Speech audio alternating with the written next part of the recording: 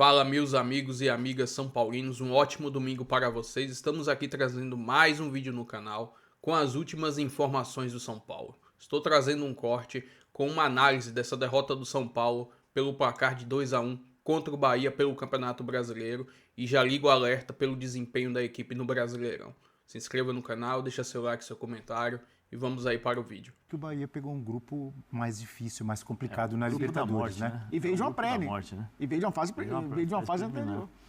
O que o Otto está falando é exatamente, não sei, né? Em relação ao respeito do São Paulo na Libertadores, né? Porque o São Paulo tem uma tradição muito grande. E os times que vêm jogar contra o São Paulo estudam o São Paulo, vamos dizer assim, os 2 últimos jogos, 3 últimos jogos, vamos dizer assim, para jogar contra o São Paulo.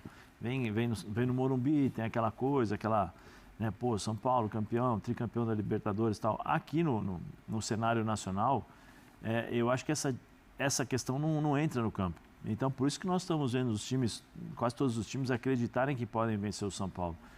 Porque hoje você tem aquela diferença que existia muito grande no passado em relação aos grandes jogadores, aos times menores, né, aos times que não tinham tanta tradição. Hoje, com a parte da evolução física, tática, né? Técnica não digo, porque na técnica muitas vezes são os pequenos detalhes técnicos que decidem um jogo. Você consegue igualar na parte tática, na parte física e na hora da decisão, né? Que você tem que tomar uma decisão, um passe ou um chute ou uma finalização, a parte técnica muitas vezes decide os jogos. Então eu acho que o São Paulo sofre com isso. O São Paulo, todo mundo já entendeu mais ou menos como o São Paulo joga e o São Paulo tem as suas limitações. Os meninos que estão entrando agora é que muitas vezes tiraram o São Paulo das dificuldades, porque ninguém os conhece, eles têm a capacidade do improviso, que você vê o Luca, o Ferreirão, tem o Matheus, né?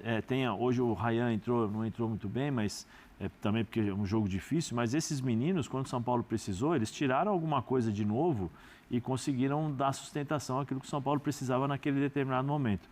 Com o passar dos jogos, a novidade, ela deixa de ser novidade. Os times hoje têm quase todos os times, o Bahia deve ter o Elton pode confirmar ou não, mas eu imagino que pela estrutura do City, deve ter um centro de análise muito grande em relação aos adversários, tem um treinador que estuda muito, que sabe muito, então você começa a mapear o time do São Paulo e aí você consegue jogar. Se você anular o Pablo Maia, para fazer essa bola não chegar até o meio campo, que é o Alisson normalmente que faz isso, essa ligação até o meio, você anula o São Paulo, porque vai ficar, não tem ninguém no meio campo, tirando esses 2 jogadores, que pensam no jogo. Você tem o Luciano, que é um meia centroavante, né, meia mais para atacante, e joga pelos lados. O Bahia hoje anulou, jogou com 3 zagueiros, colocou todo mundo para jogar pelos lados, fazia muitas vezes superioridade numérica, 3 contra 2 em determinadas partes do campo. O São Paulo não conseguiu jogar. Então, quem fazia a diferença, ou faz muitas vezes, que faz tempo que não joga, é o Lucas, com a qualidade, com a velocidade, com as arrancadas. E o Oscar, né? E o Oscar com um passe diferente, outro que sabe jogar, mas tá difícil de ver esses dois em campo, hein? E eu acho que o Alisson também, acho que entra nessa conta. E o Bobadilla não fez um jogo ruim até, porque a responsabilidade dos volantes do São Paulo e de qualquer time que enfrente o Bahia é tentar, primeiro, encurtar os espaços de Everton Ribeiro, tirar ele daquela zona onde ele se sente confortável para criar, saindo da direita para dentro, e também acompanhar muitas vezes um Jean Lucas que fisicamente é muito forte, né? Tem muita força física, muita explosão. Então, Bobadilla até conseguiu se garantir durante boa parte do jogo. E o Pablo Maia, acho que pela questão também de tá se recuperando aos poucos esse ritmo num Campeonato Brasileiro que é muito intenso. Ainda não é o Pablo Maia que a gente viu na temporada passada. Mas carece de opções também, né? Para fazer o time manter. Às vezes até o Bahia tem o Cauli, o Everton Ribeiro, o Jean Lucas, o Caio Alexandre, mas muitas vezes joga com 3 volantes. Muitas vezes perdeu o Eric agora, né? O Eric por lesão. Tem aí a possibilidade de usar muitas vezes os ex-jogadores do São Paulo, né? Jogadores que pertencem ao São Paulo, o Nestor e o Michel Araújo. O entra sempre, né? E entrou, inclusive, durante a partida. Então, o Bahia ainda consegue jogar com 3 ali, fechando um pouco mais o meio-campo e dá liberdade para os pontas jogarem. Hoje, eu acho que o Rogério até voltou a usar algo, o Zé lembrou bem do Gilberto fazendo a função ali de um falso zagueiro. Ele voltou a usar algo que não usava há um bom tempo, que são 2 pontas ao mesmo tempo. Sim. Começou com o Ademir e começou com o Eric Puga.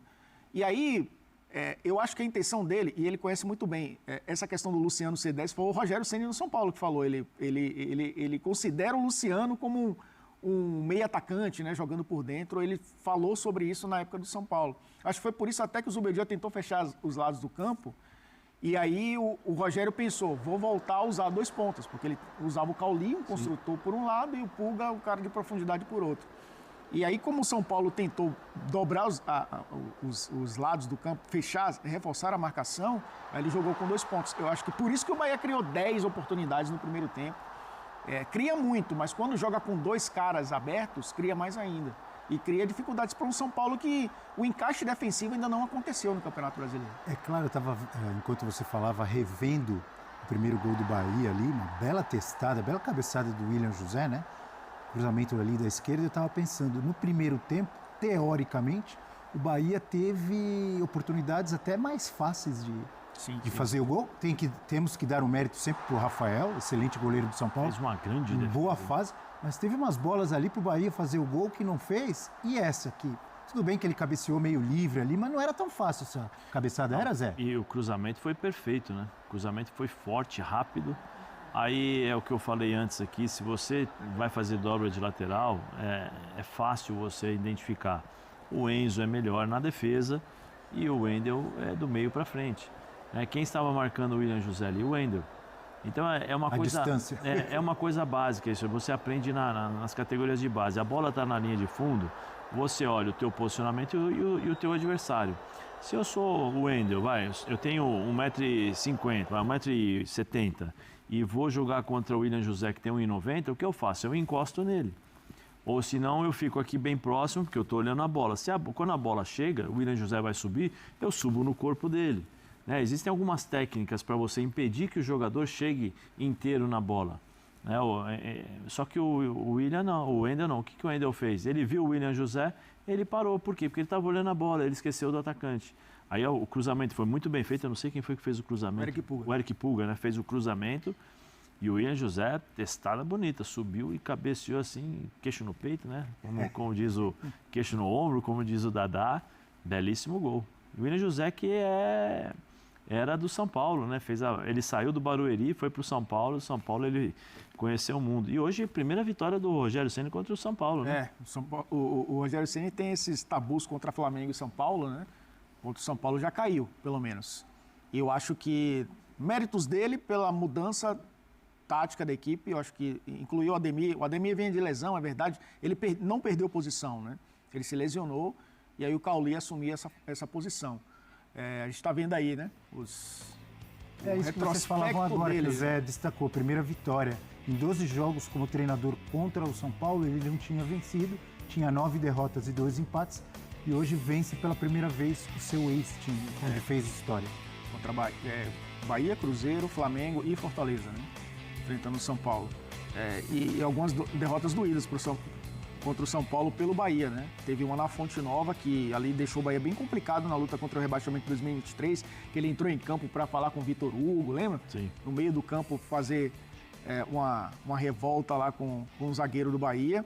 Mas méritos dele para esse resultado de voltar às origens do início da temporada, né? Usar 2 pontas, o Ademir sentiu a questão física, mas o Zé falou, né? O cruzamento do Pulga no primeiro gol e um pênalti sofrido pelo Kaique no segundo gol.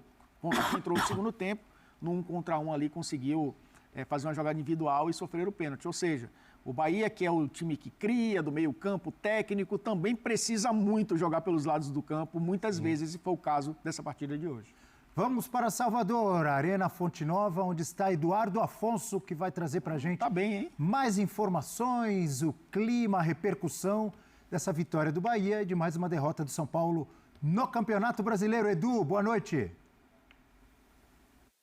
Tudo bem, Abel? Como é que você está? Boa noite a você, boa noite aos comentaristas. Elton Serra, estou aqui tentando substituí-lo na terra dele, mas é impossível, né? O Elton é uma lenda aqui, um abraço ao Zé Elias. Bem, para o Bahia, ótima vitória, o time vinha de uma eliminação na Copa Libertadores da América, é verdade, vai disputar a repescagem em busca de uma vaga na Sul-Americana. Hoje teve chance para aplicar uma goleada no São Paulo. Desperdiçou muitos gols, contou muito também com uma grande defesa, algumas grandes defesas do Rafael, principalmente no primeiro tempo, mas tem aquela tradicional lei do ex, e o William José fez valer, marcando 2 gols, um dele de pênalti. O São Paulo ainda diminuiu no finalzinho, num pênalti muito contestado pelo Bahia, cobrado pelo Luciano, 2-1, derrota do São Paulo, que fica ali na segunda parte da tabela, vitória do Bahia, que se recupera no Campeonato Brasileiro. O São Paulo agora tem que pensar, e tem muito tempo para pensar, no jogo contra o Vasco da Gama, que encerra esta fase antes do Mundial. Esse jogo tem alguma chance do Oscar retornar, além do Alisson e do André Silva, que estavam suspensos e não atuaram, e o Zubeldia, que vai voltar ao banco de reservas, outro que estava suspenso. Está tudo pronto aqui na sala de imprensa para a coletiva do Cubeiras. Daqui a pouquinho a gente vai acompanhar essa coletiva, depois vamos para a zona mista. Acho que ninguém do São Paulo vai falar, apenas jogadores do Bahia, e um pouco mais tarde o Rogério Ceni também chega com a sua coletiva. Aqui muitos questionamentos a respeito da presença ou não dos dirigentes. Como nós sabemos, o Carlos Belmonte está de férias já faz um tempo, e o Júlio Casares não veio com a delegação porque foi assistir a final da Liga dos Campeões na Alemanha. Está representando a diretoria aqui o Rui Costa, que é um dos 4 principais dirigentes. O Muricy não tem viajado com a delegação. Daqui a pouquinho, então, entrevista e a repercussão desta derrota doída para o São Paulo, mas merecida do Bahia, e podia ter sido demais se não fosse o Rafael. Abel. É muito jogo. Queria dar uma olhada nos pênaltis. Alguma dúvida, amigos, sobre os 2 pênaltis? Um a favor do Bahia e um a favor do São Paulo. Não sei se a gente consegue colocar já as imagens. Então já vai entrar, já vai entrar. Primeiro pênalti marcado a favor do Bahia, o segundo gol do Bahia. Inclusive, na hora ali, a gente tinha esquecido que o Everton Ribeiro tinha saído. Ainda falei, pô, quem será que vai bater? Tal. E foi o William José, mas o Everton Ribeiro já tinha saído. Alguma dúvida sobre esse pênalti aí? Esse para mim foi claro. Tanto que o jogador do São Paulo nem reclama, né? Ele pega claramente no pé, né? Foi o Enzo, né? Tava ali. Esse aí, nenhuma dúvida, né, Zé? Não, nenhuma dúvida. Como bem destacou o Elton, se nem os jogadores do São Paulo reclamaram. E o Kaique tinha entrado para isso mesmo, né? Partir para 1 contra 1. Só que ele traz para trás, né, Zé?